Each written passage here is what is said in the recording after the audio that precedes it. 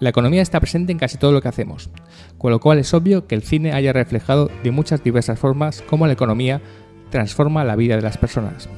Hoy en Vivir Rodando hablamos sobre economía y cine con Santiago Sánchez Pallés, economista y autor del libro Capital del Trabajo, 50 películas esenciales sobre la economía. Antes de empezar, tenemos que decir que estamos grabando en una de las librerías referencias de Alicante, en Pinchon & Co, que podéis encontrar en la calle Segura 22, y dar las gracias a la librería por dejarnos este espacio para grabar este programa. Hola Santi, ¿cómo estás? Hola Raúl. Bueno, estamos en Pinchon & Co, antes de nada, donde tú hace unas semanas, unos días, presentaste el libro, ¿no? ¿Qué tal fue la presentación? Pues la verdad es que fue muy bien, fue muy agradable. Había muchos amigos, pero también gente que se acercó a interesarse por el libro, que luego vinieron a saludar, y la verdad es que fue un encuentro muy, muy agradable, y además que la librería ofrece un espacio perfecto y acogedor. Y la verdad es que pues fue una conversación bastante interesante sobre... ¿Con Carmen Bebia? Carmen Bebia, sí, que es economista, profesora de la Universidad de Alicante y también directora de la Generalitat Valenciana para cuestiones de investigación, y además que fue mi profesora hace ya unos años. Y la verdad es que bueno, pues había economistas, no economistas, y bueno, y yo creo que refleja un poco la audiencia el propósito del libro, que es hacer la economía accesible para todo el mundo a través del cine. Bueno, pues el libro lo podéis encontrar en Pinchon & Co y a la vez en multitud de librerías, en internet. Es un libro que pertenece a la colección Filmografías Esenciales, ya sabéis cómo es, 50 películas y un prólogo donde hablan sobre el tema a tratar. Vamos a empezar sobre el libro y hablaremos también sobre la economía en general en el cine. El principio, esa introducción temática sobre la economía en el cine, está muy bien porque hablas de cómo vemos los que no somos economistas la economía, sobre todo lo que nos ha llegado al cine, que nos vemos con recelo, incluso con un poco de odio, ¿no? Es la economía como algo ambicioso, que sirve para quitarle el dinero a la clase media o pobre, y cómo el cine ha reflejado quizá la parte más negativa de la economía, ¿no? Sí, uno de los objetivos del libro era hablar sobre cómo el cine ha representado a la economía, porque el cine sirve para construir pues, narrativas sociales sobre la realidad y por lo tanto también sobre la economía. Y bueno, seguro que los que nos escuchan, las personas que nos escuchan, si piensan en cine y economía, lo primero que van a pensar es en señores con traje, sí, y mundo de finanzas y la bolsa y demás. Y eso es una parte que tenía que reflejar en el libro, que era, bueno, cómo se ve a la economía. Es una representación correcta, es incorrecta. Y era una parte bastante importante, no solamente hablar de la economía que ya discutiremos, ¿no? De la economía que podemos encontrar en las películas, sino también pues esa representación que a veces es un poco injusta, a veces es un poco merecida, pero que sobre todo en este contexto histórico en el que estamos después de la crisis, donde los economistas tenemos tan mala prensa, sí, pues yo creo que era una vertiente que tenía que tomar, ¿no? Que tenía que analizar, porque es muy importante. La crisis económica mundial va a estar flotando sobre este programa todo el espacio, obviamente, porque es muy importante. No en vano creo que el libro está publicado en un momento muy interesante para comprarlo y leerlo, ¿no? Como ha sido la crisis económica. Por cierto, ya que estamos hablando de la crisis económica actual, la crisis económica actual ha pasado, seguimos en ella, viene otra. Estamos sufriendo los rescoldos, los traumas de la pasado. ¿Qué ha pasado con esa crisis que sabíamos que existió? ¿Sigue entre nosotros o ha desaparecido?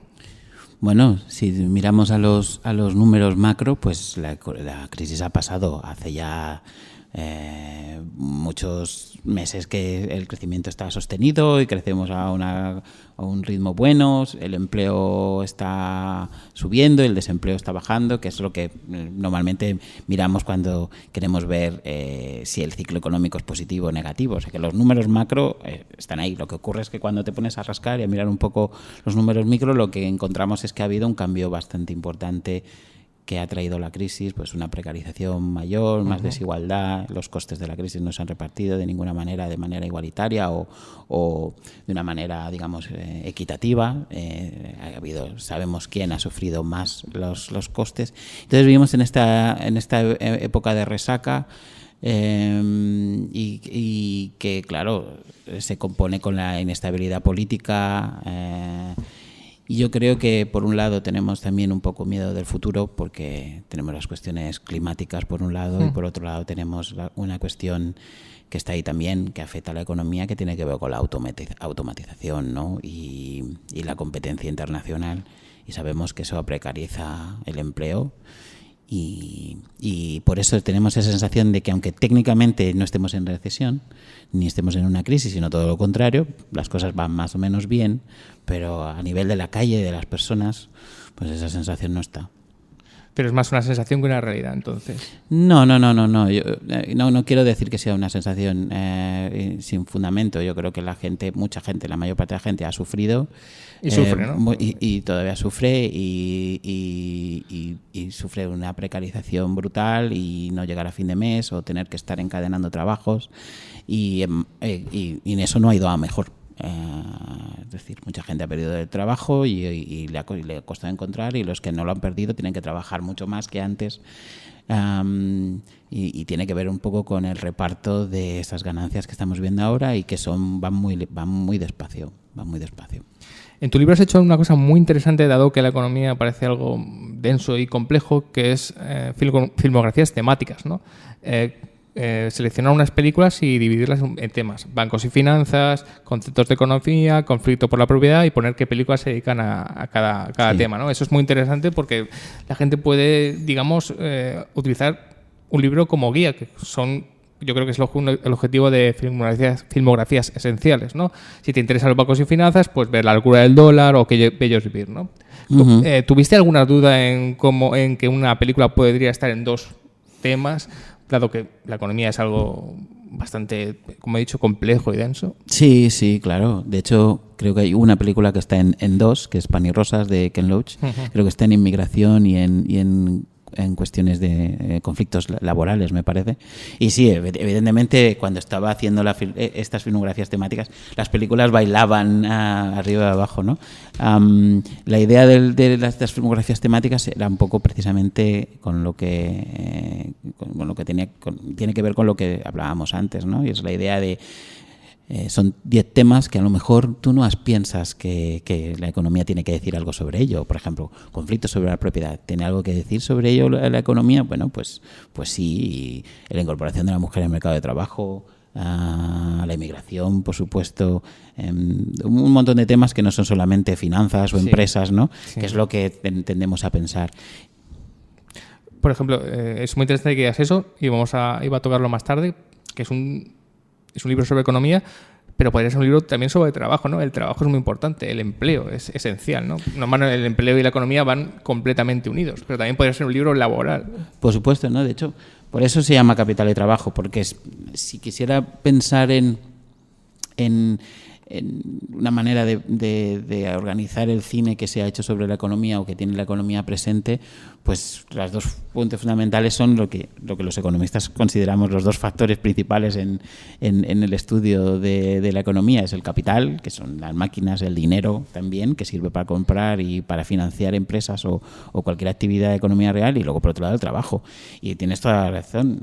Podía haberse escrito, no creo que lo haga yo, pero alguien podrá escribir 50 películas esenciales sobre el trabajo, y porque hay una filmografía que yo solo toco ligeramente sobre conflictos laborales y sobre cuestiones de trabajo tanto en la industria, en la empresa, en la agricultura, por supuesto, también hay, y que yo he reflejado porque en cierto punto, porque si coges la primera, que sería La huelga de Einstein, es una película sobre el trabajo, claro. Y lo llegas hasta una película que no comento, pero que es, yo creo, fundamental, que luego explicaré por qué, si quieres explico por qué no está, sí. Que es Sorry to Bother You, que no se ha estrenado en España, sí, pero es un peliculón que en temas de ciencia ficción, que es esa evolución te explica muy bien la evolución de la economía mundial en los últimos 100 años, ¿no? Vamos a hablar un poco de Sorry to Bother You, que es una película que muchos españoles estaban deseando que algún día se estrene en España, y parece ser que eso no va a pasar porque ya la película ya está estrenada y ha hecho un culto ya todo este tiempo. Solamente la tenemos que recuperar un día, pues eso, en bote o en DVD. Vamos a hablar de esa película desconocida en España, pero que ya ha creado un culto entre la cinefilia de que es una película muy, muy interesante, ¿no? Que mezcla ciencia ficción con derechos laborales, ¿no? Sí, exactamente. Es exactamente esto. Es una película que ha tenido muy mala suerte. Bueno, o no es mala, no es suerte lo que ha tenido. Ha tenido muy mala recepción por diversas cuestiones, pero básicamente porque los protagonistas son afroamericanos y entonces las grandes distribuidoras han dicho esto no nos representa, esto es una cosa nicho, cuando en realidad es una película que dialoga con cualquier persona joven de ahora mismo, ¿no? Sí. Dinero, hablemos del dinero en real, o sea, los euros, las monedas, los billetes. Tú creo que, si no me equivoco, en el libro dices que la economía exactamente no va exactamente sobre dinero, aunque va sobre dinero. ¿El dinero qué papel ocupa en la economía? Bueno, aquí tenemos que hablar un poco de la economía como disciplina o la economía como realidad social, que por eso es una distinción que hago en el ensayo inicial, ¿no? Los economistas en principio no nos preocupamos demasiado por el dinero, y esto es algo que yo quería dejar claro, que el dinero en realidad no nos interesa demasiado. Sabemos lo que es y lo entendemos, ¿no? Es un medio de intercambio que permite que la gente intercambie bienes y servicios sin tener que buscar a alguien que necesite lo que tú tienes, que es el trueque, ¿no? En una sociedad compleja pues no se puede sostener sobre el trueque, lo cual no quiere decir que el trueque no pueda tener sus papeles y ser interesante. Pero si tú miras lo que nos interesa a los economistas, el dinero no nos interesa. Pero por otro lado, si tú preguntas a cualquier persona de la calle, saliéramos aquí o vamos a la librería y preguntamos a cualquier persona qué asocias a la economía, pues piensas en el dinero, ¿no? El dinero es la economía. Y claro, el dinero en la economía general, pues evidentemente es muy importante, ¿no? Porque sin el dinero, pues como te decía, no podemos tener una sociedad tan compleja como la que tenemos. Ahora es interesante, podemos hablar del cambio que se está produciendo en el dinero, ¿no? Justo ayer estaba leyendo un artículo muy curioso que en China ahora solo se utiliza el dinero en el móvil. Se paga con el móvil, en todo, y eso hace que los turistas tengan muy complicado pagar nada, porque no pueden usar ni dinero en efectivo ni tarjetas de crédito, porque no se aceptan. Es curioso. Pues no.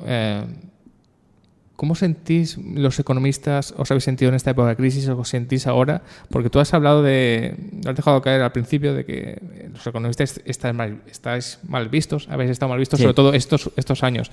Aunque en realidad, en muchos programas de televisión, tertulias, programas de información, los economistas habéis sido muy protagonistas y seguís siendo. Hay muchas entrevistas con economistas para que expliquen la realidad, cosa que no pasaba antes. ¿Cómo ves la figura del economista ahora? ¿La gente os mira con recelo, como incluso echándoos la culpa por una crisis que no tenéis, porque consideran que muchos no la vio venir, o porque habláis con mucha frialdad de un problema que afecta a la gente real? Digo algunos, me refiero el tópico de economista. Sí. Sin ofender, claro. Pero sí que es cierto que la figura del economista está entre el maltrato que tú has dicho, cómo se está mirando con recelo, pero a la vez muchos periodistas os están llamando más que nunca para que intentéis analizar lo que estaba pasando, ¿no? Sí. Es una pregunta muy compleja que tiene muchas vertientes. Bueno, primero decir que emitiendo todos los economistas, hay economistas de todo tipo. No, por supuesto. A ver, una de las cuestiones que suele haber es que no se suele reconocer el pluralismo que existe dentro de la profesión. Es decir, que hay gente muy diversa, ¿no? Y no somos todos unos neoliberales sin corazón, claro. Que esto es lo primero que se asocia. A ver, es una pregunta complicada, de hecho podríamos estar mucho rato hablando sobre ella, pero por contar un poco de una forma de historia, pues esta mala imagen viene de la percepción social de que los economistas no supimos ver que se iba a producir una crisis. no lo predecimos, Sí. ¿no? Eso es siempre la etiqueta que siempre la etiqueta. todo el mundo habla. Los economistas sois culpables porque no Que supéis. Entonces viene, para empezar, de una concepción que es equivocada. Luego podemos entrar en por qué es equivocada o no y quién tiene la responsabilidad, sobre la economía como una ciencia predictiva, ¿no? Que en lo que nos dedicamos nosotros somos a predecir. Estamos en una bola de cristal o en un ordenador y estamos mirando números a ver si esto va a subir o va a bajar, cuando la parte predictiva es una parte muy pequeña de lo que los economistas hacemos y no hay tantos economistas que se dediquen a predecir, pero es verdad que el interés en la economía que tenemos todos sobre si va a ir bien, sobre va a ir mal, pues da más presencia en los medios a las noticias económicas con las que nos solemos encontrar. El Banco de España predice que los precios van a subir tanto, que el Producto Interior Bruto va a bajar tanto, que el desempleo va a subir. El Centro de Estudios de no sé qué predice que tal y cual. Porque a todos nos interesan estas cuestiones y lo que ocurre es que tiende a verse, por tanto, por estas cuestiones, en mayor parte, pues por este acercamiento, pues tendemos a ver la economía como esto. Y como no lo hemos predecido, porque la economía es predecir, conclusión, los economistas hemos fallado a la sociedad. Luego, por otro lado, existe una visión que tiene dos caras muy interesantes, ¿no? Por un lado, lo que tú dices, que es la sensación de que los economistas somos muy poderosos, somos muy influyentes y tenemos muchas cosas que decir, cuando nuestra percepción es que los políticos no nos hacen suficiente caso, no nos hacen ningún caso, o muy poco. Pero luego, por otro lado, y que hacemos cosas muy complicadas, por otro lado, luego también hay una percepción al mismo tiempo de que los economistas, que la economía es algo de sentido común. Entonces, que cualquiera puede ser economista. Y de hecho, hubo un momento que lo resume muy bien. Yo estaba viendo a un candidato a la Generalitat de Cataluña dar un coloquio en la Universidad de Barcelona cuando yo estaba allí, y este candidato dijo la frase de: la economía es demasiado importante como para dejársela a los economistas. Lo cual quiere decir que si tú aplicaras esa lógica a otros ámbitos, pues por ejemplo podríamos decir que la salud es demasiado importante como para dejársela a los doctores, que pilotar un avión es demasiado importante como para dejárselo a los pilotos, o que construir una casa es demasiado importante como para dejárselo a los arquitectos. Pero eso no lo decimos, porque pensamos que los arquitectos, los pilotos y los doctores saben lo que hacen, pero no pensamos que los economistas sepan bien lo que hacen, ¿no? Ahora, ¿por qué la gente tiene esta perspectiva? Bueno, pues aquí es donde mis colegas de profesión y yo, o yo y otros, no nos ponemos de acuerdo, ¿no? Entonces hay algunos que, por caricaturizarlo, aunque no sea, lo voy a caricaturizar, lo aviso, es que la gente es tonta y no se entera, y bien, puede ser. Que haya un punto de... Pero por otro lado también ocurre que a lo mejor nosotros somos culpables de no haber sabido transmitir o expresar lo que la economía es, de a lo mejor habernos mostrado en ocasiones un poco arrogantes, un poco engreídos, que yo creo que también hay una parte de eso. Y no podemos culpar necesariamente a la gente de decir cosas como que la economía es demasiado importante para dejársela a los economistas, porque creo que algo responsables somos en que haya esa percepción social. Pero la economía siempre tendrá ese marchamo de algo delicado, importante. Por ejemplo, los ministros de Economía generalmente sí que tienen un bagaje que tiene con economía. Algunos han sido economistas o han estado en la banca, han tenido una experiencia, pero luego vemos otros ministerios que no tienen nada que ver con titulares en el ministerio que a lo mejor no tienen nada que ver con el ramo que les ha tocado, simplemente pues ocupa tú todo esto. Pero el ministro de Economía siempre es alguien que es o economista, o ha tenido que ver economía, o ha trabajado en la banca. Eso quiere decir que la economía sí que es como si nos diera mucho miedo, porque es tan importante que queremos tener algún experto que nos diga qué camino seguir, ¿no? Con lo cual sí que está en manos de los expertos. La economía, claro, hay que dejar a los economistas y a los expertos, o eso nos da la sensación a los ciudadanos de a pie que no entendemos mucho de economía, de que la economía es algo muy delicado que es para los expertos. Quizá eso se ha perdido un poco con la crisis, al ver que los expertos realmente no nos han ayudado, pero sí que sigue habiendo esa idea sobre la economía como algo importante, delicado y tan complejo que no se puede descifrar. No, Mano Capital y Trabajo hace algo muy importante, que es descifrar algo bastante complejo, ¿no?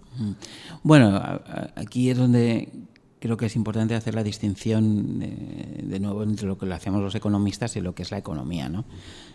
Que es una distinción que en inglés no ya lo hace, porque hay dos palabras para designar, ¿no? La economía como disciplina es economics y la economía es economy, mientras que en castellano pues solo tenemos una palabra, ¿no?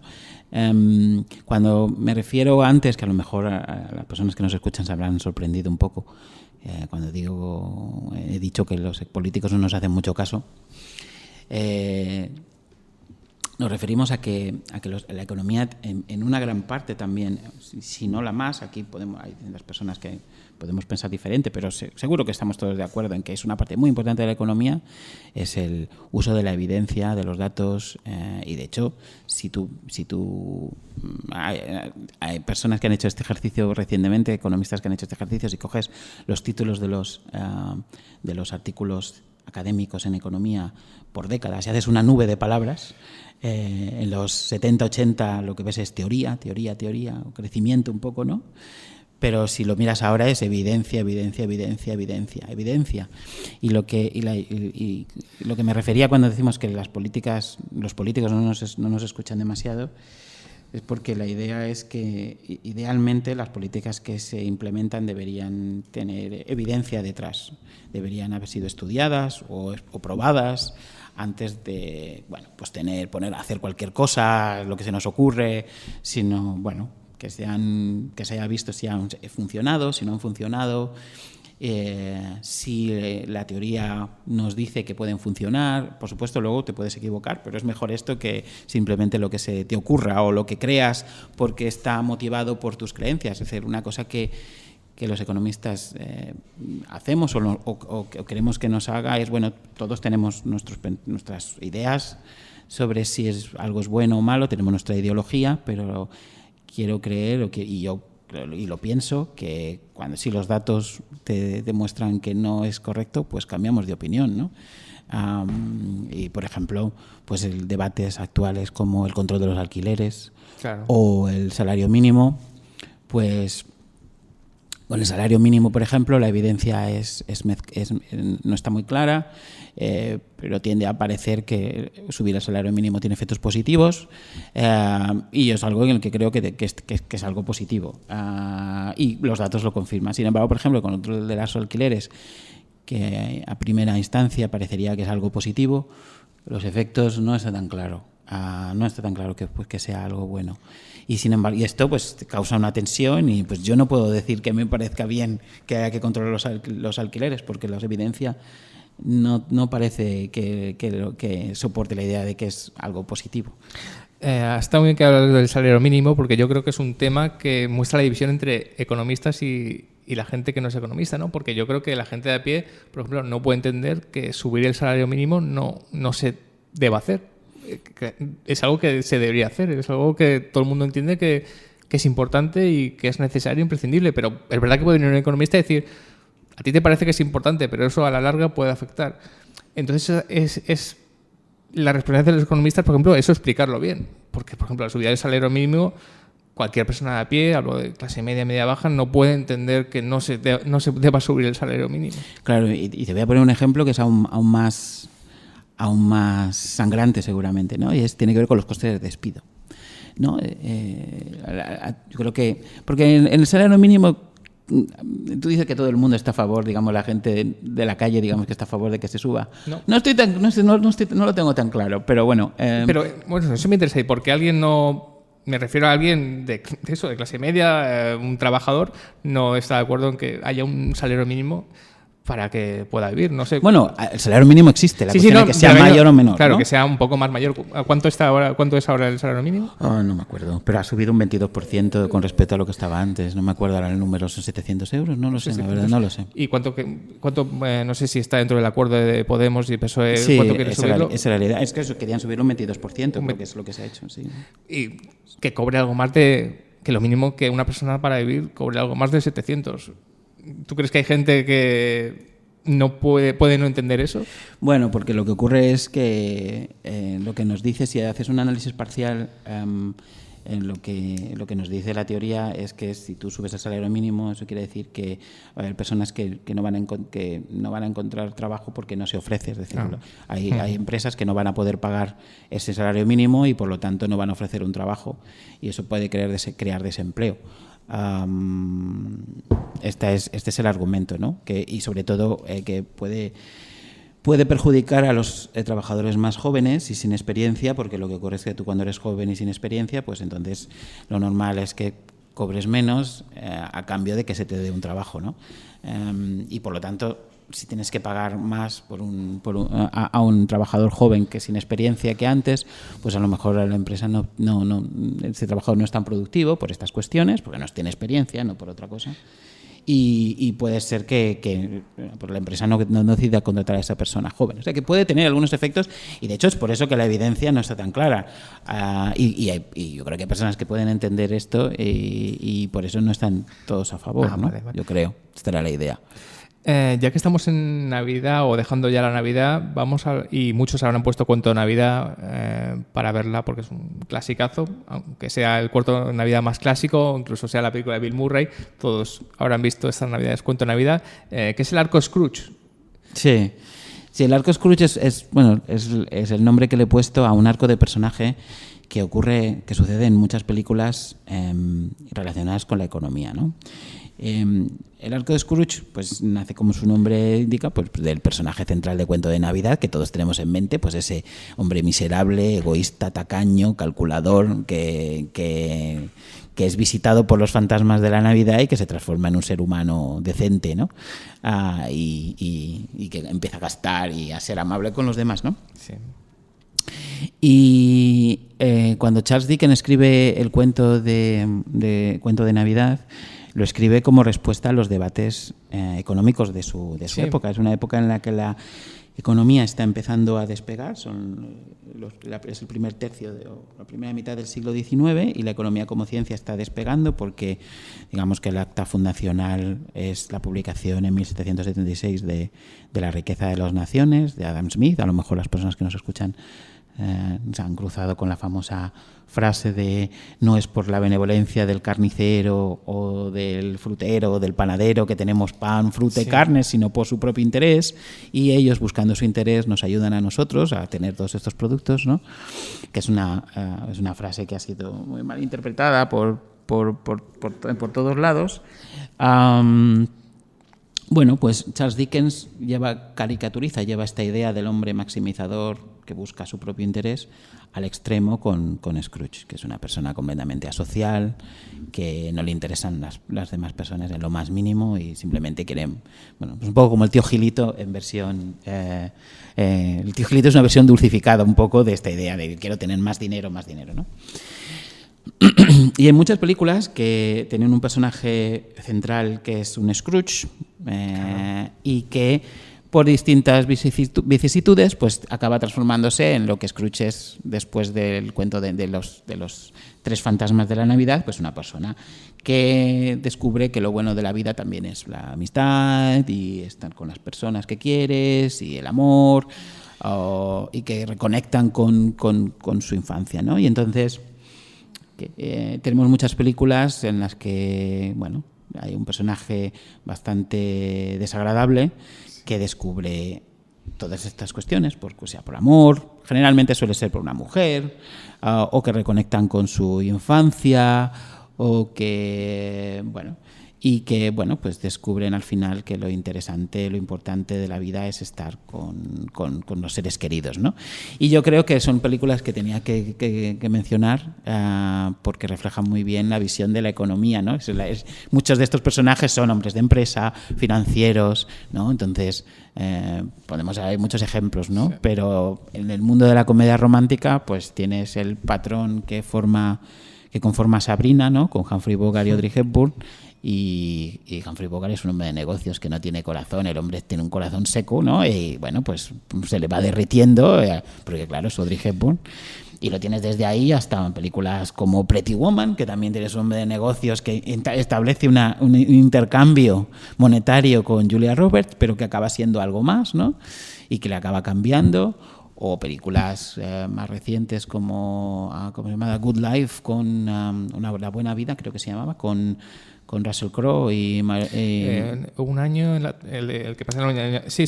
O no sé, bueno, se llama el de Ridley Scott. Sí, es de Ridley Scott, y de nuevo es un inversor de Londres que se va a vivir a Francia y empieza a hacer vinos en la finca de su tío que se acaba de morir, y entonces bueno, es un patrón que se cumple, ¿no? Y que la idea es que salgas del cine pensando que bueno, que el éxito no es todo y el dinero no es todo y la economía no lo es todo, ¿no? Lo hemos hablado un poco al principio, pero ya que has ido por ahí, porque el cine refleja muy bien al empresario directivo realmente diabólico, como que muchas veces como una figura del mal. Y es cierto que en esta crisis el empresario ha quedado muy tocado. Me refiero a su imagen pública. Sí. Si nunca ha estado muy bien valorado, siempre que vemos a un empresario, incluso aunque sea de una pequeña y mediana empresa, torcemos un poco el gesto, como lo vemos como un villano, va a querer despedir a los empleados para ahorrarse no sé cuánto, para ganarse unos euros más. Y el cine ha hecho hincapié también en eso, sobre todo. Pienso más que los empresarios, sobre todo el cine americano, en los directivos, que son unas figuras oscuras, trajeadas y diabólicas que siempre están pensando cómo ganar más, fastidiando a sus trabajadores, ¿no? Sí. Entre realidad y ficción, ¿cuánto puede haber? Porque, obviamente, en la realidad sabemos perfectamente que hay los empresarios diabólicos. Habrá de todo, pero ¿no? Habrá de todo, eso me refiero. Pero sí, no sé si estás de acuerdo conmigo en que sí que ha sido un efecto de la crisis la visión que hemos tenido del empresariado en este país. Bueno, yo creo que las empresas llevan muchos años teniendo una imagen muy mala en el cine. Y de hecho hay una parte en el ensayo que abre el libro que se llama El Mal S.A., que se titula así porque bueno, la empresa es como el nido del mal. Y lo que intento hacer en esa parte del ensayo es, bueno, pues reflejar la idea de que el cine ha mostrado las ansiedades sociales o la visión que la sociedad tenía de las empresas, ¿no? Uh-huh. Entonces, creo que es muy interesante, lo que dices es totalmente cierto, es decir, la empresa tiene mala visión ahora, pero no es de ahora solamente, es decir, tú te puedes ver una película como por ejemplo Wall Street, ¿no? Que es una película que tiene que ver con las finanzas, que tiene una idea, pero por irte a otras quizás más recientes, ¿no? Pues por ejemplo tienes una película que tienes en el original es de 1980, es una película muy divertida con Dolly Parton y Jane Fonda y Lily Tomlin, que es de 9 a 5, que en castellano es ¿Cómo matar a tu propio jefe, que ha tenido como un eco recientemente en estas que son Horrible Bosses 1 y 2, que es cómo acabar con tu jefe o acabando con matando a tu jefe o algo así. Señor. Y que es muy curioso, ¿no? Este eco, y es donde, bueno, pues quieres matar a tu jefe porque tu jefe es un capullo y un ser sin corazón, ¿no? Y son películas del año 80. Que el cine refleje a un jefe bondadoso con el que tengas una buena relación justa, en realidad es bastante difícil. Generalmente el jefe siempre es un villano. Claro. Peor o mejor, pero siempre es un villano al que es el culpable de tus males. Claro. A ver, en todas las películas hay un villano, ¿no? O sea, en muchas películas hay un villano, hay una relación, que hay un antagonista con el protagonista o los protagonistas, y entonces pues esto lo puedes llevar desde un western hasta el mundo de la empresa, donde evidentemente si tú tienes que pensar, quiero ambientar este argumento paradigmático en el mundo de la empresa, pues ¿quién va a ser el malo? Pues generalmente es el jefe. Puede ser otro trabajador, pero normalmente es el jefe, ¿no? Y entonces es muy jugoso. Ahora otra cuestión es que estas películas hablen o no hablen de la realidad económica. Y la idea que yo quiero mostrar en el ensayo es que efectivamente sí que lo reflejan una gran cantidad. Por ejemplo, si ves las películas de empresas, las películas corporativas, que son casi un subgénero en sí mismo de los años 50, como La Torre de los Ambiciosos y otras cuantas, El hombre de traje gris y demás, sí. hay una mirada casi un poco asustada, pero reverencial por las corporaciones, porque en aquella época, en los años 50, que estamos hablando de los años de oro del capitalismo, pues tenían una importancia fundamental y se veían como los motores de la economía. Pero sin embargo, si lo ves en los años 70 y 80, a medida también que se va precarizando el trabajo, pues la empresa es un lugar kafkiano, sí, en muchas ocasiones, donde es una idiocracia, donde ser un adulador es lo que te va a llevar al triunfo o al nepotismo, y tienes, bueno, pues películas que lo ilustran muy bien. Tú la nombras aquí, creo que no está entre el 50, como El Apartamento, siempre se ha hablado de ella. Claro. Como ese sitio donde solo puedes llegar arriba, pues eso, trepando directamente, haciendo la pelota, como un sitio eso de mesas iguales, como has dicho tú, kafkiano, y la refleja muy bien eso. También hay una película española que se llama Los Cuervos, de Julio Col, que refleja unos directivos. Es una película muy extraña porque casi parece una película norteamericana, incluso junta algo de ciencia ficción o fantástico más bien, y es una rareza, pero sí que vemos eso, la empresa, sobre todo cuanto más grande, como un sitio donde el individuo no tiene ninguna posibilidad de ser el mismo, se deshumaniza completamente. Y yo creo que sí que es lo que estamos diciendo, ¿no? Que esto ha ido a más en la visión y en la realidad.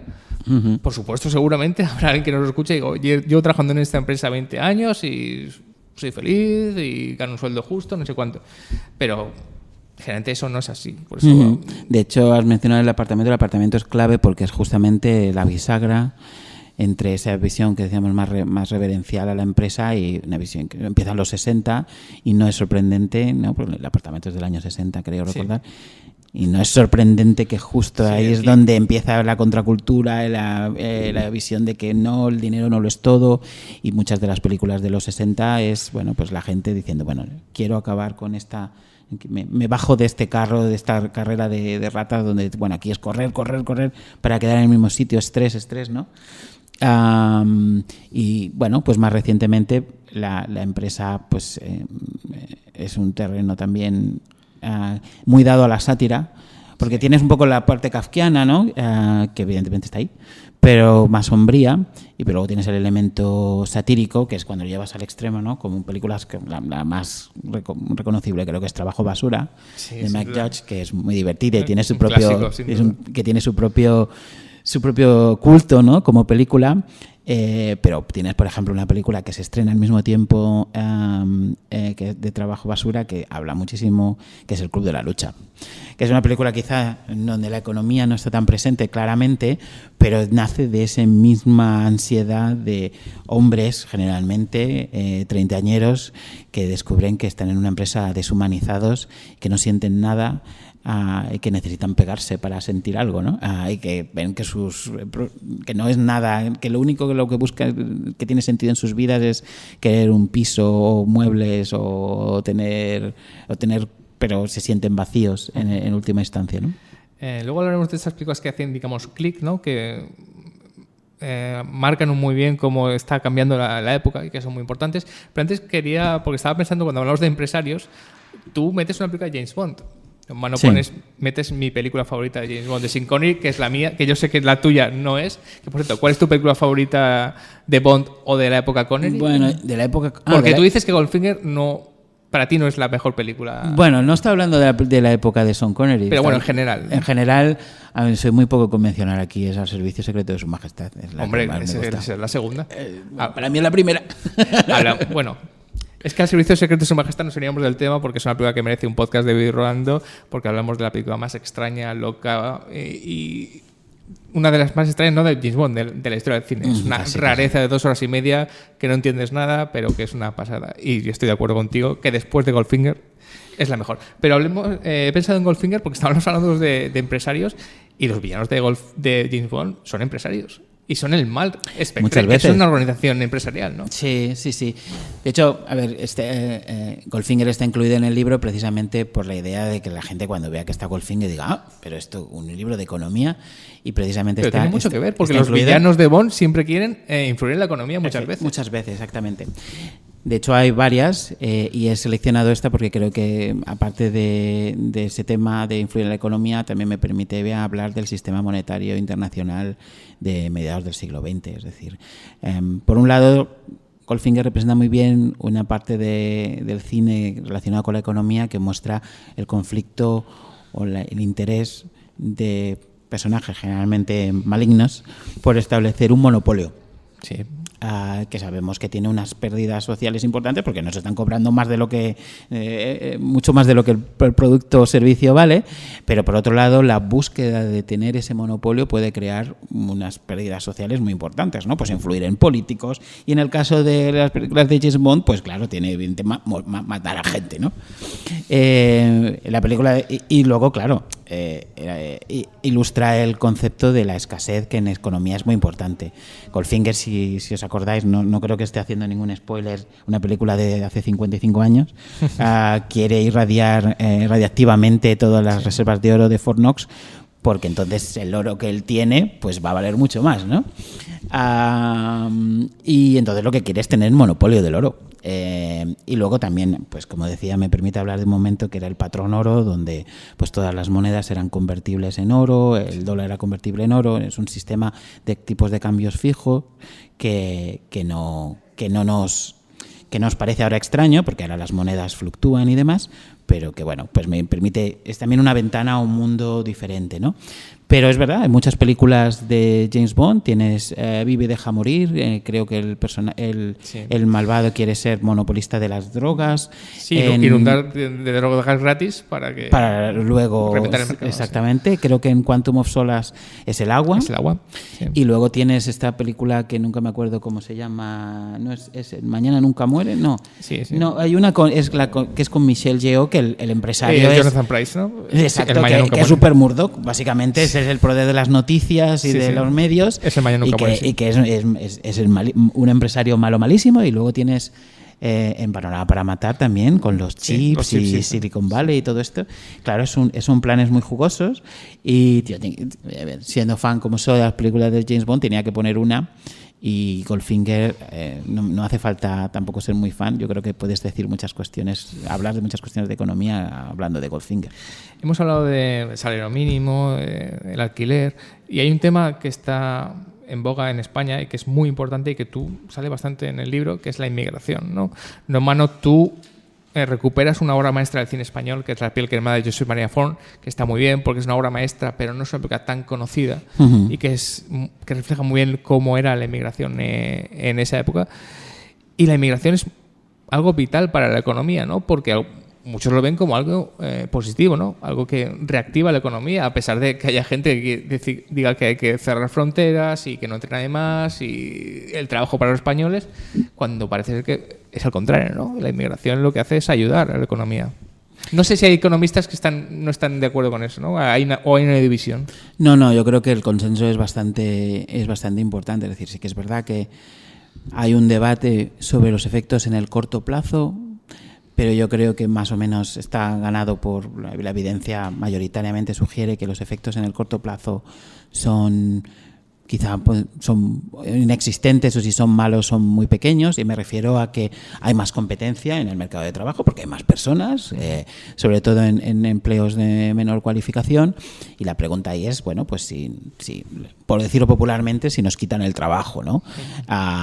Y en el largo plazo sabemos que no, y en el medio plazo que no, porque lo que ocurre es que las personas, los nativos, los nacionales, suben en su calificación, y luego además es que el hecho de que hay complementariedades entre los distintos trabajos, ¿no? Pues si tú, por ejemplo, tienes más personas en la cocina inmigrantes que de un restaurante, pues eso significa que puede haber más gerentes, puede haber más camareros, puede haber más empleo a niveles superiores. Entonces hay un poco de debate, pero yo creo que está bastante claro que el efecto es positivo, y por eso me parecía que era mi obligación como economista, dado el entorno en el que estamos, ¿no? El contexto en el que estamos, hablar de una visión que los economistas tenemos de la inmigración, y que es positiva y que es buena, ¿no? Y por eso quería hablar de la inmigración con dos películas que reflejan los dos grandes flujos que ha habido de inmigración. Sí.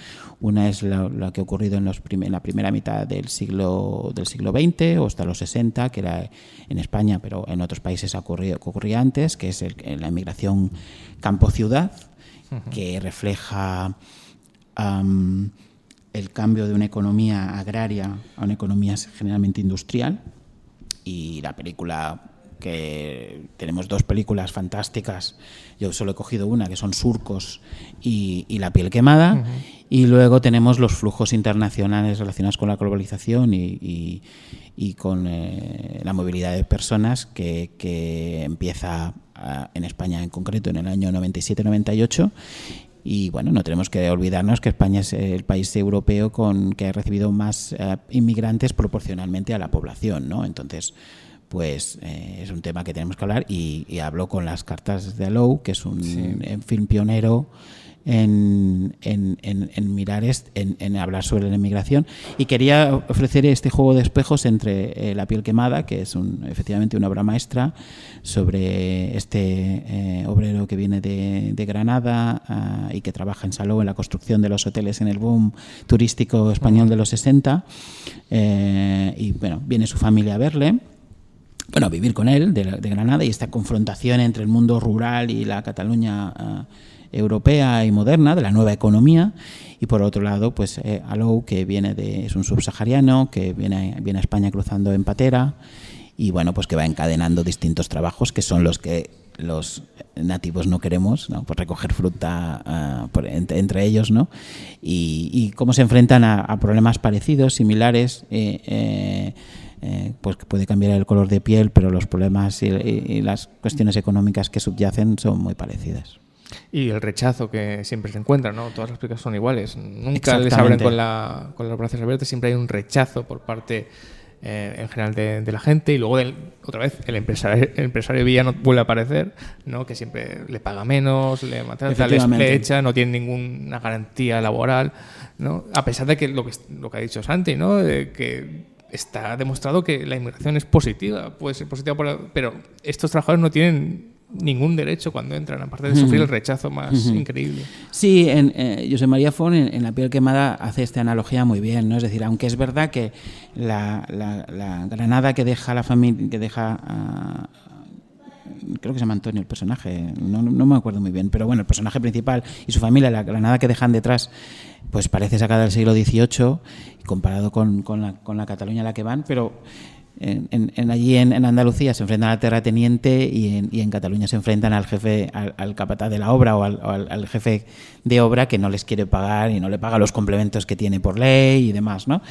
Y luego pues tienes, en el caso de Alou, pues tienes efectivamente los empresarios que le intentan, bueno, pues que no le pagan bien, o que le maltratan, o que pese a que Alou pues está recogiendo fruta que si no lo recogiera él se quedaría podrida en el suelo, ¿no? Cuando trabaja en los invernaderos o trabaja recogiendo fruta en Lleida, ¿no?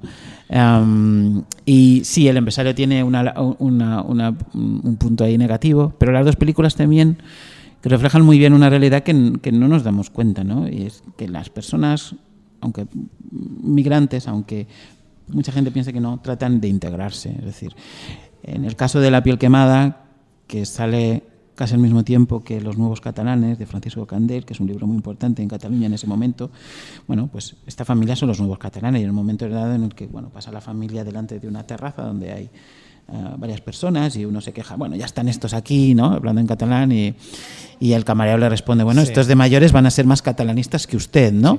Sí, porque el bienestar que sienten, ¿no? Y además también hay un encuentro de la mujer cuando va a ver a su marido, un encuentro con un señor en el tren que dice, bueno, a mí en Cataluña me han tratado muy bien, yo soy un enamorado de Cataluña porque se vive muy bien, tienen sus cosas y demás, pero bueno, pues quieren integrarse. Y Alou, una parte de la tensión de la película es que Alou quiere integrarse, quiere los papeles, y son los empresarios los que no le hacen los papeles. Y luego también encuentra una administración hostil, claro, y demás, ¿no? Pero él quiere integrarse, quiere vivir bien, ser parte del sistema, y es algo que no se suele ver, y esas películas reflejan muy bien. Otro gran tema que estamos viendo actualmente es la mujer en la sociedad, y la incorporación de la mujer en el trabajo, que en tu libro es muy importante, ¿no? Cómo ese techo de cristal sigue sin derribarse, aunque estamos en 2019 y creamos que la igualdad laboral entre hombres y mujeres existe, esa igualdad no es real, ¿no? Sigue habiendo una brecha salarial muy clara entre hombres y mujeres, y tú lo reflejas muy bien en el libro, ¿no? Porque seguimos anclados en el pasado en cuanto a la mujer. o en una realidad ficticia, ¿no? Creemos que hay igualdad, que somos muy modernos, que una mujer y un hombre pueden aspirar al mismo puesto, pero luego vemos que no, que sigue habiendo dificultades para la mujer. Sí. Una de las cosas que quería aprovechar del formato del libro, es decir, todas las filmografías esenciales de la colección se articulan de manera cronológica, empieza por la primera película, por la más antigua, y termina en la más moderna. Es que me ofrecía la oportunidad de, bueno, con pequeñas instantáneas, con unas reseñas de cada una de las películas, me permitía ofrecer una perspectiva histórica de problemas económicos importantes. Hemos hablado de la inmigración, es uno de ellos. Hablar de La piel quemada y de Las cartas de Alou me permite hablar de la inmigración. Y en el caso de la mujer, pues también me permite hablar de varias películas que tienen relación con la incorporación de la mujer al mercado de trabajo, pues esa evolución, a ver si estamos mejor, si estamos peor, ¿no? La primera es una película muy bonita, que es una comedia romántica, mejor o peor. A mí me parece muy simpática, aunque no suele estar no es muy conocida, que se llama Camas separadas, sí, con James Garner y Lee Remick. Y es una película en que Lee Remick es una mujer muy avanzada, trabaja en una empresa financiera. Es una película del año 63, creo recordar. Y bueno, y se queja amargamente de que tiene que trabajar el doble para llegar a la mitad de lejos que un hombre, ¿no? Y la empresa financiera en la que trabaja, pues es una idiocracia de nuevo, hay nepotismo, y entonces como no la pueden despedir, pues la mandan a una misión imposible, que tiene que conseguir algo imposible, ¿no? Con un acuerdo financiero imposible. Y bueno, pues tienes ahí las mujeres intentando abrirse camino. Luego tienes una película del 79 como es Norma Rae, una película maravillosa. Eso te quiero decir, incides mucho en Norma Rae, que es una película que te gusta muchísimo, ¿no? Sí, que está mucho. Sí, es una película fantástica con Sally Field. Sí, de Martin Ritt. Sí. En el que, bueno, pues habla sobre una empresa textil, que es un escenario idóneo para hablar de condiciones de trabajo lamentables, ¿no? En muchos contextos históricos, pues tienes muchas películas en las que las personas trabajan en una fábrica textil, sí, y está muy mal, están en unas condiciones penosas, ¿no? Y pues luchan por formar un sindicato. Y lo que ocurre es que, claro, Norma Rae es una mujer, y eso no está bien visto.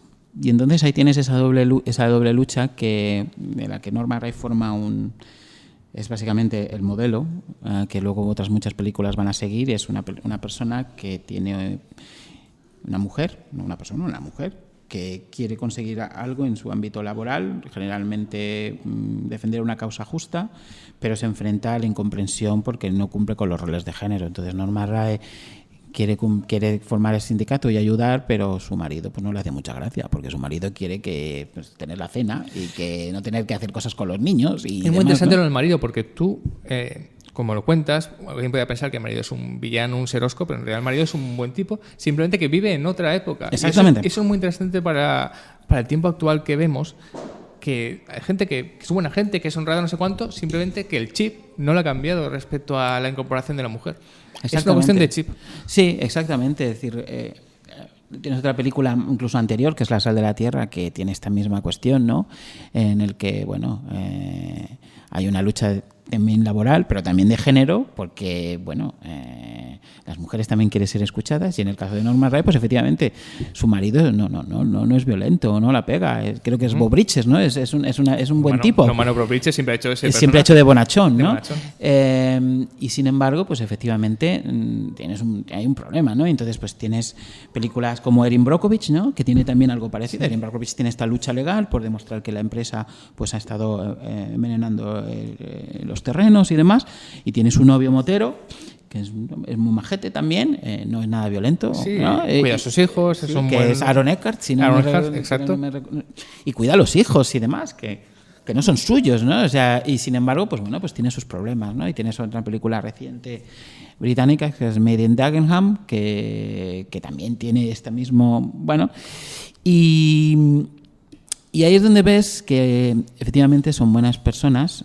Y el cine tiene la capacidad de cambiar a las personas. Yo creo que si un hombre que está en una situación parecida pues ve estas películas, pues se da cuenta que a lo mejor tiene que cambiar el chip, ¿no?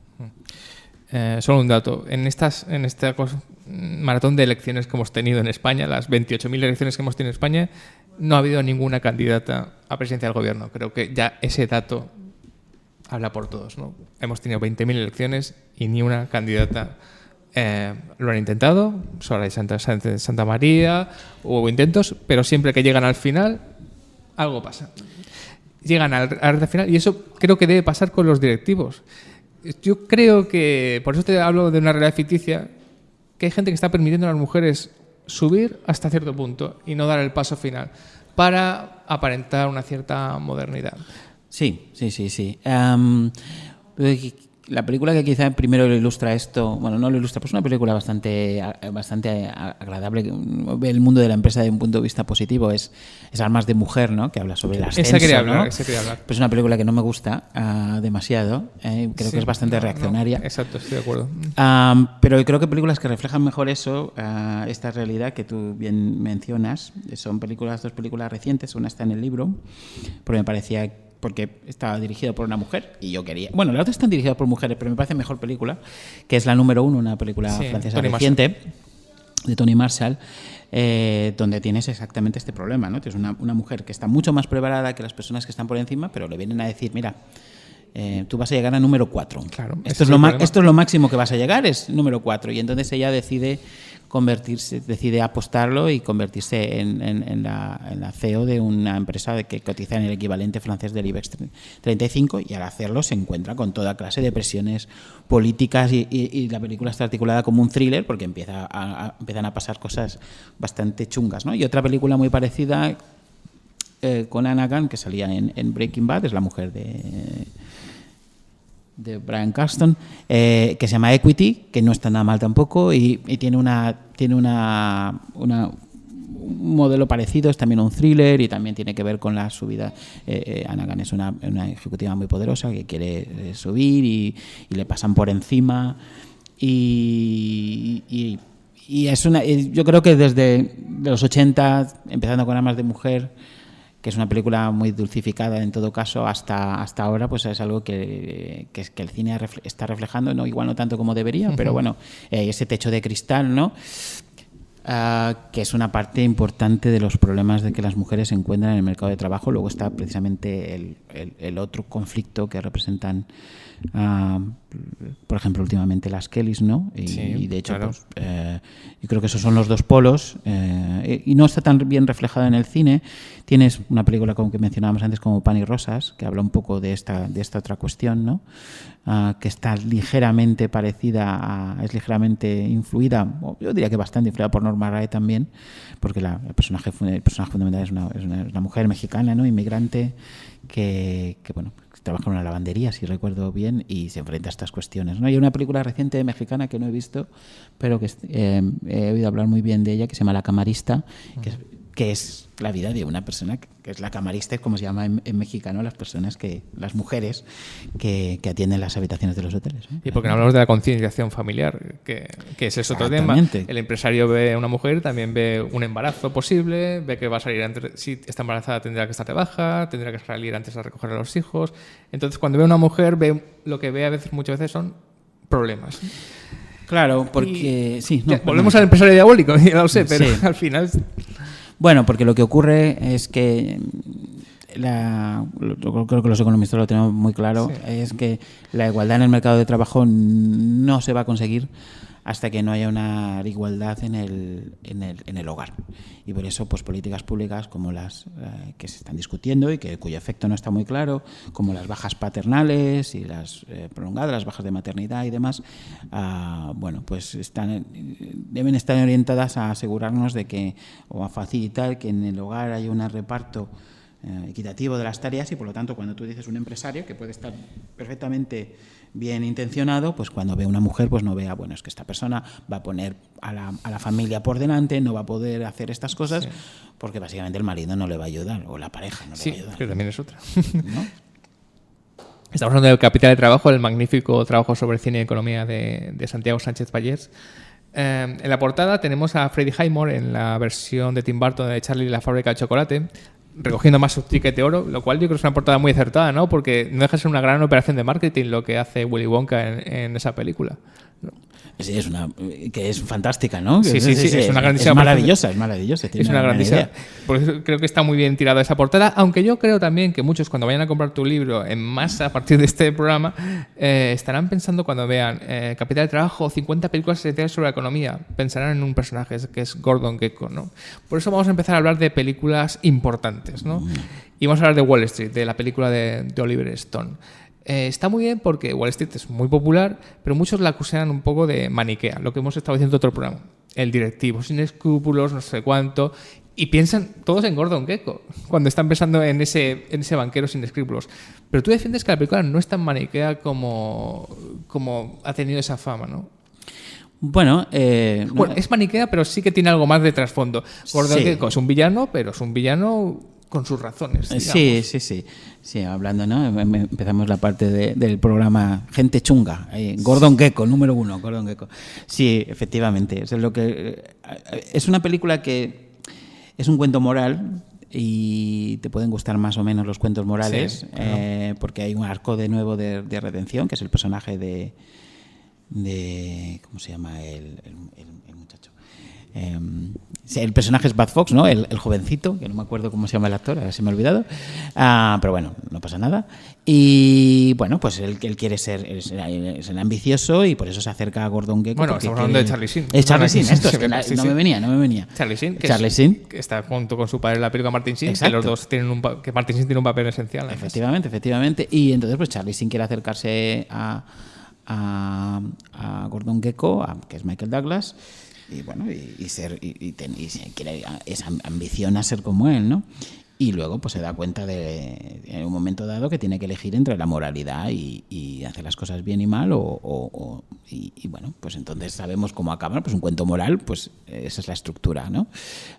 Y luego pues hay una redención y que tiene una penitencia, es decir, es un arco también muy religioso donde, bueno, pues es un tentado por un diablo, ¿no? Sí. Pero lo interesante y entonces eso no es tan interesante, aunque es una película que está muy bien y es entretenida y yo creo que hay que verla, pero creo que lo que me interesaba y que refleja una realidad, por cierto, financiera de los 80 muy importante, donde había figuras como el Gordon Gekko que hacían este tipo de cuestiones de comprar empresas, destrozarlas o deshacerlas y luego revenderlas, a veces porque las empresas no eran muy eficientes, también hay que decirlo.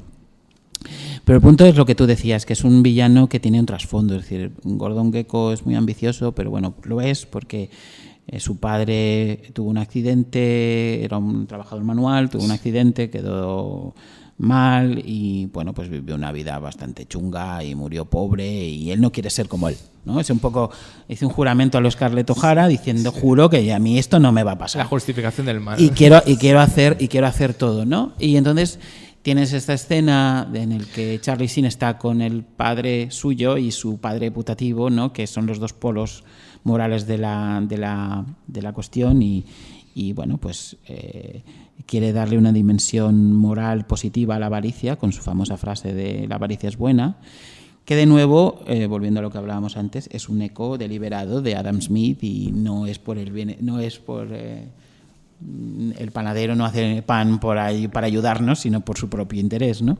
Y bueno, pues eso, la avaricia es buena en ese sentido, ¿no? Porque consigue cosas y nos ofrece cosas, ¿no? Y bueno, es un villano que tiene esta motivación y que le hace, y este es el punto clave, lo hace también atractivo. Es decir, cuando tú ves el personaje de Michael Douglas te repugna, pero te gusta a partes iguales, ¿no? Y entonces no es de extrañar que haya servido de modelo a mucha gente, ¿no? Y sabemos, y esto pasó en Estados Unidos, pues esta película causó que mucha gente quisiera estudiar economía o empresa por Gordon Gekko. Pero lo sorprendente es que Gordon Gekko, aunque no es villano maniqueo, es un villano. Hace cosas inmorales por cual no... ¿Por qué mucha gente quiere ser como Gordon Gekko si no deja de ser un delincuente en realidad? Totalmente, no, era un delincuente. Bueno, es como Bonnie and Clyde, querían ser como Bonnie and Clyde, pero oye, Bonnie and Clyde mató gente, robó bancos y acabaron con un halo de de mítica, ¿no? Y Gordon Gekko puede pasarle lo mismo, pero en realidad es un delincuente. Sí, utiliza información privilegiada que para comerciar en el mercado financiero, conseguida a menudo de manera... Bueno, usarla es ilegal, pero conseguida de manera también muy cuestionable, ¿no? Bueno, a ver, como menciona en el libro, nosotros tenemos un equivalente que fue Mario Conde, más o menos por esa época. Que acabó en la cárcel. Que acabó en la cárcel también.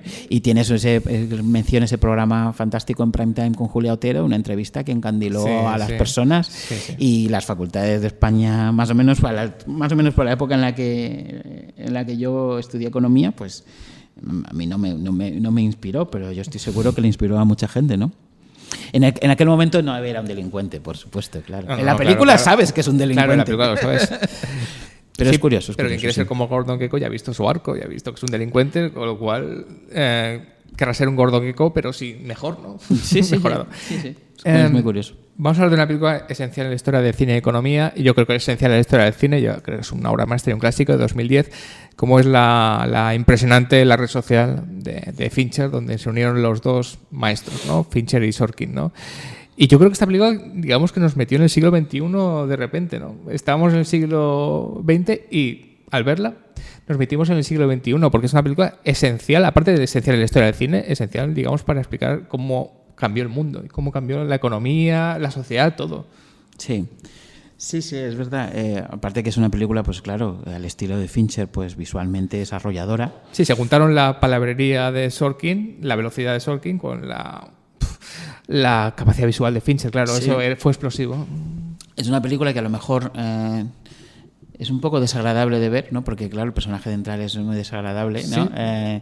Entonces, bueno, te puede gustar más o menos. Yo creo que es una película que hay que ver al menos una vez, porque efectivamente te dice mucho de dónde estamos, ¿no? Es decir, aunque es verdad que ahora también están todas las cuestiones sobre los datos y la venta de la información, nuestra información y demás, que es un poco la resaca de todo esto, pero evidentemente es un cambio paradigmático. Si antes hablábamos del paso de la economía agraria a la economía industrial, pues la red social es capital en mostrarte el paso a lo que llamamos la nueva economía. Sí. No está incluida en el libro, pero hay una película que dialoga muy bien con la red social, que no es tan buena, pero es muy pertinente, que se llama August, una película que no se estrenó en España, que habla sobre lo que sería el equivalente a Zuckerberg, pero en la burbuja de las .com en primeros de los 2000. Y ahí es una película que contrasta porque ahí al final de la película, bueno, es una película que no tiene, que es una trayectoria descendiente constante del personaje inicial, que tiene esta empresa que va a salir a bolsa, pero nadie sabe muy bien qué hace ni qué vende, y tiene muchos problemas de cotización porque la burbuja.com ha explotado. Y al final es el viejo dinero el que le tiene que rescatar, ¿no? Los bancos David Bowie hace un cameo y ese es el viejo banquero que le rescata. Uno que le rescata el negocio, que se lo compra y tal. Pero porque está arruinado. Y esto contrasta completamente con la red social, donde tienes el viejo dinero que no entiende lo que está pasando, ¿no? Tienes ese momento crucial en el que los gemelos Winklevoss, ¿no? Sí. Creo que se llaman, ¿no? Van a ver a Larry Summers, que por cierto, de la película, que era el presidente de Harvard en ese momento, que es un economista muy famoso y muy polémico, y para decirle que Zuckerberg les ha robado la idea y que esto puede ser, y Larry Summers le dice, bueno, pues si hay de inventar alguna cosilla, alguna cosa más, pues porque no sabe qué es igual eso. Que esto, pues hay que hacer otra cosa de esos de internet, ¿no? Y todos han fracasado, es decir, claro, estos son insiders completamente y no se han dado cuenta que Facebook está ahí. Y es el outsider el que ha conseguido, bueno, pues crear Facebook y cambiarlo, la economía completamente, ¿no? Y por supuesto que hay un arco sentimental, ¿no?, en la película, pero el punto de la economía es fundamental. Esa escena es de nuevo un punto bisagra que te dice que las cosas ya no van a ser iguales. Yo conocí a un profesor de la universidad que obviamente adoraba la red social, que creía una obra maestra, pero que odiaba esa escena porque no la consideraba que real en el ámbito universitario donde estaba. Que dijo que unos alumnos se fueron a quejar de algo y él los tratara, digamos, como diciendo, oiga, ¿qué me estás contando? Odiaba esa escena. No sé por qué la tenía, la odiaba. Hermano, podríamos hablar también, no sé si es muy económica, no sé si has visto Molly's Game, el debut de Sorkin como director. No. Que también entronca un poco con la economía, esta mujer, y también con lo que hemos hablado de la mujer en el trabajo, ¿no? Esta mujer haciéndose un nombre en un mundo de hombres, ¿no? Y también podría entroncar con eso. La apunto. ¿Te apuntas? Antes de pasar a un nombre, a un director, que ya estamos llegando a la recta final del programa, sí que es muy difícil no hablar de una película que nos gusta a todos mucho, como es Entre pillos anda el juego, que es una película muy divertida, es un clásico de los 80, maravilloso, de John Landis, del gran John Landis, pero que es una película profundamente económica, ¿no, hermano? Creo que la regla de Eddie Murphy se puso a raíz de esa película, ¿no? Sí. Bueno, es una película que hay varias películas más en el libro porque tenía que ser así y está con derecho propio sobre el mundo de las finanzas. Es decir, yo quiero convencer a los lectores y a las personas que nos están escuchando que la economía no es solamente las finanzas, pero hay que hablar de finanzas. Claro. Y yo creo que Entre pillos anda el juego es la película que mejor explica cómo funcionan los mercados financieros. Lo explica fantásticamente bien. En una escena muy sencilla en la que los hermanos Mortimer le explican a Eddie Murphy cómo funciona la bolsa con el desayuno. Están desayunando y con el bacon y el zumo de naranja se lo explican. Y funciona muy bien y es muy divertida. Aunque tiene sus cuestiones, ¿no? Los hermanos Mortimer quieren hacer dinero como Gordon Gekko con información privilegiada, ¿no? El informe sobre la cosecha de la naranja, ¿no? Pero es una película que lo ilustra muy bien en el sentido de, bueno, es que es verdad que se comercia derechos sobre el zumo de naranja congelado y es verdad, eso pasa en el mundo real. Y eso no significa que las personas que comercian en la bolsa con estos títulos no ven el producto nunca. Simplemente hacen apuestas, para decirlo de una manera corta, sobre si el precio va a subir o va a bajar. Y esa película es muy importante porque lo explica muy bien, aunque sufre, que también aprovecho para hablar de ello, sufre el problema que sufren muchas películas que representan el mundo de las finanzas. O sea, que me permite hablar de cómo el cine no representa bien a la economía en este sentido, que es, bueno, pues como un sitio de dioses caprichosos que te pueden arruinar en cualquier momento, te pueden hacer rico, que es muy difícil de entender, o alternativamente donde solamente puedes triunfar si eres un pillo, ¿no? Y falla más en representar los mercados financieros como también lo que son, nos guste más o nos guste menos, que es como lo que financia gran parte de la economía real, que es el sector financiero, es lo que hace. Uh-huh. Los objetos que vemos, que tocamos, su producción se financia muchas veces en los mercados financieros, ¿no? Ahora se me ha ocurrido, no sé si los documentales quisiste dejarlos de lado porque había un mundo demasiado amplio. Estoy pensando en Inside Job, el documental sobre Enron, que se me acaba de olvidar el título. Y dijiste no meterlos entre las 50, aunque sí que nombras alguno. ¿Qué te parecen los documentales sobre economía? Sí, se supone que los documentales sí que deben ser un poco más precisos en cuanto a reflejar la economía. Sí, bueno, dos reglas que me impuse tres reglas que me impuse en la selección de películas es que no podía haber ningún documental, que no había ninguna TV movie, aunque hay algunas que estaban bastante bien, y que no podía haber ciencia ficción, porque me gustaría escribir una segunda parte con ciencia ficción. Bueno, este es el punto. Y documentales hay muchos y muy buenos. Sobre todo a partir de la crisis se han producido unos documentales. Inside Job probablemente es una de los más conocidos, pero The Corporation también está muy bien. El de Enron es muy divertido. Sí. Muy aterrador también. Sí. Y hay otros sobre la deuda y demás, ¿no? Que están bastante bien y sobre los desahucios y demás, que son muy, muy importantes y yo creo que son muy recomendables y se podría haber hecho quizá otro libro sobre 50 documentales sobre cine, sobre economía, ¿no? Pero bueno, lo he dejado fuera, pero que la gente sepa que son muy, muy recomendables. ¿Sí? Porque estaba pensando que ciencia ficción y economía sí que van muy, muy juntos. Completamente, ¿no? Eso es un mundo aparte, pero claro, todas las distopías que hablan de desigualdad, ¿no? Tienes, por ejemplo, Star Trek, ¿no? Que es una sociedad sin escasez, cuando la economía trata de la escasez, por lo tanto es interesante a ver cómo se articula una sociedad así, ¿no? Sin escasez. Tienes una película que podría haber estado, que es In Time, claro. Que no todo el mundo tiene una restricción de tiempo, ¿no? Y entonces ves cómo tienes que tomar decisiones y se te acaba el tiempo, que te vas a morir, y hay temas de desigualdad. Es una película que por derecho tendría que estar ahí si no fuera porque he querido dejarlas fuera, ¿no? Segunda parte, por favor. Si no es con la UOC, quien sea, la necesitamos ya. Es importante para mí este nombre porque creo que son autores que mejor han reflejado el tiempo en que vivimos. Se llama Steven Soderbergh. Tú pones dos películas, que es Erin Brockovich y la fantástica, y estamos de acuerdo, infravalorada y desconocida El Soplón, de la que vamos a hablar. Pero estaba pensando que Soderbergh podría ser metido casi 50, porque ha reflejado muy bien lo con la economía. Estoy pensando en las recientes High Flying Bird, el Laundromat, sobre los papeles de Panamá, sí. Magic Mike, The Girlfriend Experience. Ha reflejado muy bien cómo es la economía y el cambio de la economía a través del tiempo. Pero si eso vamos a centrarnos sobre todo en El Soplón. Erin Brockovich, ya hemos hablado de ella y es muy famosa. De esta película con Matt Damon, una película fantástica porque refleja muy bien cómo funcionaba un aspecto muy claro de la economía, ¿no?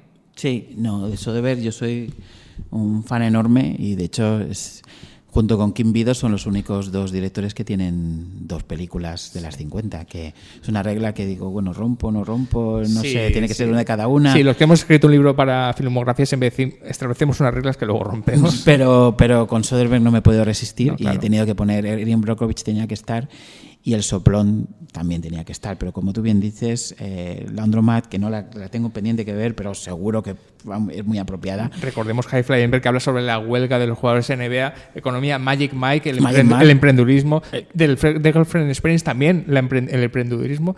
Ha reflejado muy bien la crisis. Porque, sí. La economía y Soderbergh, la economía americana, es una mirada, es para darle casi un Nobel de economía, ¿no? La mirada que ha hecho. Se podría hacer un ciclo de cine de Soderbergh solamente con sus películas, sobre cine y economía solo a través de Soderbergh, la verdad es que sí.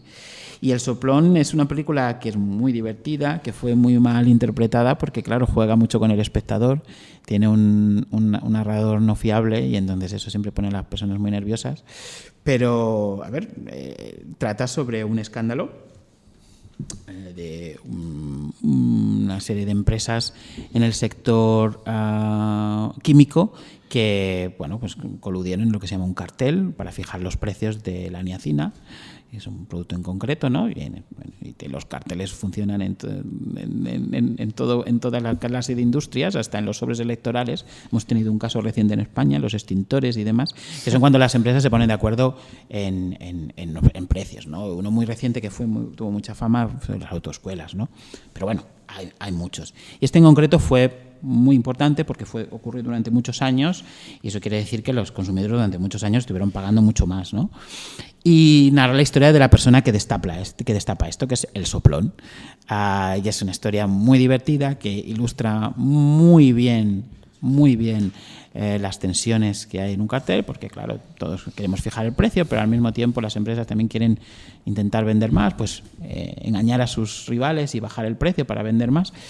Pero luego tienes el personaje de Matt Damon, ¿no? Que está destapando esta historia y no se sabe muy bien qué hay de verdad y qué no hay de verdad en todo lo que cuenta y todo lo que dice, y el espectador entra en unos extraños, se extraña en un estupor muy curioso a distintos puntos de la película porque pasan cosas muy muy locas, ¿no? Aparte de que él tiene un monólogo interno que es en voz en off en la película de temas completamente insustanciales y es una película muy muy muy muy curiosa que tiene una parte económica importantísima. Ahora sí que vamos a acabar con el programa, pero sí que me quería acabar con una película. Porque creo que va a reflejar muy bien el tiempo que vivimos, la economía, cómo es la fantástica La Gran Apuesta de McKay. Quizá, si hemos hablado de la red social que nos mete en el siglo XXI, La Gran Apuesta casi nos mete en lo que fue estos años que hemos vivido, ¿no? De crisis económica. Pocas películas han reflejado también lo que pasó. Y lo peor de todo, o lo mejor de todo, es que es una comedia. Una comedia que te deja helado, sobre todo al final, porque digamos que los héroes ganan a los supuestos villanos, pero su victoria también implica la derrota de muchos. Exactamente. No, es una película fundamental porque está magníficamente rodada y planteada y pensada y juega con el espectador y, de hecho, el cine después de la crisis, que ha intentado afrontar temas relacionados con la crisis, pues yo creo que es el mejor ejemplo de todos, ¿no? O sea, tenemos, pues, Oliver Stone sacó la segunda parte de Wall Street, que bueno. Scorsese con El Lobo de Wall Street, que no está en el libro porque no creo que sea una película que realmente hable de economía, habla de otras cosas que le interesan a Scorsese, con la excusa, pero bueno, él la sacó en ese momento porque sabía que le iba a vender. Y sin embargo es la gran apuesta la que habla perfectamente, digamos a nivel macro, porque hay otras películas que están en el libro menos conocidas, como 99 Homes, que habla de otras realidades. Sí. Recordemos, otra vez, España no se estrenó. Que no se estrenó. A pesar de las buenas críticas que tuvo, que es fantástica. Que Michael Shannon recogió 20.000 premios, aquí no la vimos. O La española Techo y Comida, que está muy bien, pero reflejan otra realidad. Y más al nivel del suelo, y esta explica muy bien el tema de las finanzas. Es una película muy divertida donde está adaptando un libro de no ficción de Michael Lewis y que te introducen insertos donde tienes, pues, a un premio Nobel como Richard Thaler, un premio Nobel de Economía, y a Selena Gómez explicándote, pues, temas importantes sobre la irracionalidad de las personas a la hora de invertir, ¿no? Y te lo explica fantásticamente bien, ¿no? En estos insertos que te descolocan. Es un viaje adrenalítico en el que efectivamente tienes a estos outsiders de nuevo que apuestan a que el mercado pues va a bajar cuando todo el mundo piensa que va a subir, y quieres que tengan razón, aunque, como tú decías, ¿no? Eso implique que luego, pues, que tengan razón significa que mucha gente va a estar muy mal, ¿no? Y porque apuestan a que el mercado inmobiliario va a estar subiendo cuando todo el mundo está en una fiesta, va a bajar, perdón, cuando está subiendo y todo el mundo está en una fiesta constante vendiendo y comprando, ¿no? Y aparte de que explica muchos conceptos económicos de una manera fantástica, creo que tiene un elemento fundamental relacionado con lo que hablábamos antes de Entre pillos anda el juego, y es que Entre pillos anda el juego no hablaba muy bien de la conexión de la economía financiera con la real, y La gran apuesta lo explica muy bien en ese momento hacia el final, en el que el personaje de Brad Pitt, pues, regaña a unos inversores que gracias que han hecho lo mismo que él y han ganado un montón de dinero. Les recuerda que, mira, es que esta crisis va a causar desempleo, y es que por cada punto que sube el desempleo hay 40.000 muertes por cuestiones de, suicidios, gente que se queda sin trabajo, que no llega a fin de mes, que no puede comer, y que no nos tenemos que olvidar que hay esta conexión que es muy importante y que no podemos dejar de lado, ¿no? Bueno, Santi, muchas gracias, pero quería despedirme con un colorario, un epílogo que explicaras a la gente qué es la economía. Hay que tenerle miedo a la economía, a la gente que no es económica, que la gente que ve las noticias, que cada vez que pasa algo que mueve el dinero se asusta. ¿Qué es la economía exactamente? Es una pregunta complicada. Me has dejado la más complicada para el final. Hay una definición de la economía que creo que es la que dice que la economía trata sobre la asignación de recursos escasos cuando las necesidades son ilimitadas, que te puede gustar más o menos. Yo la adaptaría a que la economía es lo que sucede cada vez que, pues, intentamos ser felices y prosperar y estar mejor, pero nos enfrentamos a una restricción que es, pues, que no tenemos tiempo, que no tenemos dinero, que, pues, estamos muy cansados y tenemos que enfrentarnos a esta decisión en un mundo de escasez donde queremos algo, queremos estar mejor, pero nos cuesta. Nos cuesta algo, siempre nos cuesta algo. Y este es el punto de la economía, yo creo que es el punto fundamental. Todo lo demás se relaciona con el dinero. ¿Qué es el dinero? Sino es un medio que nos sirve para conseguir lo que queremos de una manera más eficiente y sin fricciones, porque no necesitamos el trueque. Todo viene a partir de ahí.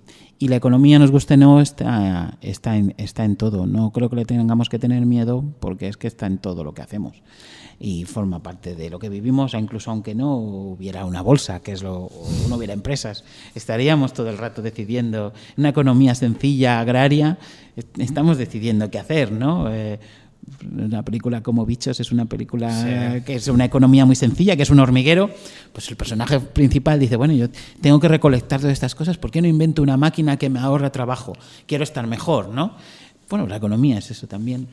Y lo que trato de hacer con el libro es, bueno, ilustrar que la economía está en todo, y espero que la gente que lo lea pues siga disfrutando del cine por sí mismo, por supuesto, pero que, bueno, pues que le pierda un poco el miedo, porque empieza a ver que la economía está también en el cine, y se puede entender muchas cuestiones del mundo real, o sobre las decisiones de los personajes, o sobre cualquier cosa, pensando en términos económicos.